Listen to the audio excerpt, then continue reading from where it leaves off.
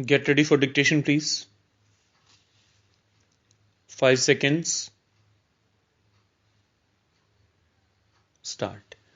Mr. Speaker, sir, yesterday the Honorable Minister and today the Chairman of the Select Committee have fully explained the various clauses of the bill and certain important changes that have been effected by the Select Committee. I propose to confine myself to 2 or 3 important features of the bill which require re-examination and close attention by the government. Sir, I need hardly emphasize the important role which the electricity supply undertakings play in the national economy of the country. Indeed, the development in other spheres depends upon the full development of the supply of power, and this bill is of vital importance, affecting as it does the development of electric supply undertakings in the country. I am focusing attention on the role that the private electricity undertakings are playing in the supply of electric power with a view to drawing the attention of government to the difficulties that are bound to be faced by these electricity undertakings in 1 or 2 directions. In this connection, I would not therefore like to take much of the time of the House, but I would like to draw the attention of the Honorable Minister to what my Honorable friend Shri Tulsidas has stated and with whose comments I am in full agreement. As a matter of fact, the approach of the government to the bill is to fulfill 3 basic considerations so vital for the healthy growth of this industry. Firstly, that its proper control and regulation is but necessary.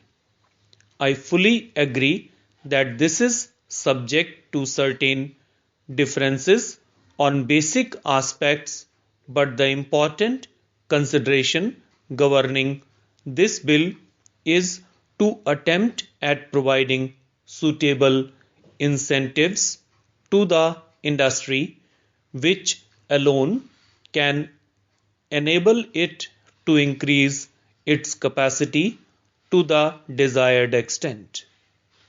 Therefore, I would like to refer to the incentives as provided in the bill and to the need for liberalizing the clause in respect of the fair return to the investors in these undertakings. I would like to draw the attention of the Honorable Minister to the fact that since the passing of the original Act in 1948, only 8 states throughout the country have constituted the statutory electricity boards. Among these states are Madhya Pradesh, West Bengal, Tamil Nadu, Kerala, Rajasthan, Punjab, Orissa and Maharashtra, and therefore we find that many of the states have still to constitute these electricity boards. I would like to know from the Honorable Minister why, in the matter of the constitution of electricity boards, many of the states have not implemented the provisions of the bill, and what the central government have done to ensure that these electricity boards are constituted in all the states as desired in the provisions of the original act. Perhaps it may have been the problem of taxation which some of the states may have in view while not proceeding with the constitution of the electricity boards, but whatever might be the reason, and even as far as this question of taxation is concerned, the central government may have to lay down some sort of subvention or such other assistance as is found necessary. I think that this matter of the constitution of the electricity boards throughout all the states is of vital importance and should be looked into by the central government to ensure that necessary steps are taken in the remaining states for the constitution of these boards. I would now like to say something about the deferred taxation reserve, about which the Honorable Minister yesterday said that the amendment regarding this has been brought forward at the instance of the Federation of Electricity Undertakings.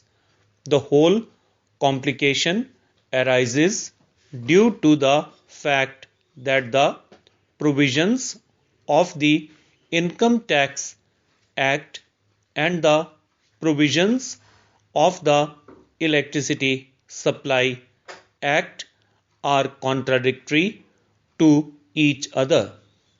While the Income Tax Act, with an accelerated depreciation in earlier years, results in larger tax relief in the earlier period, and thereby the tax liability of the undertakings is deferred for a future period.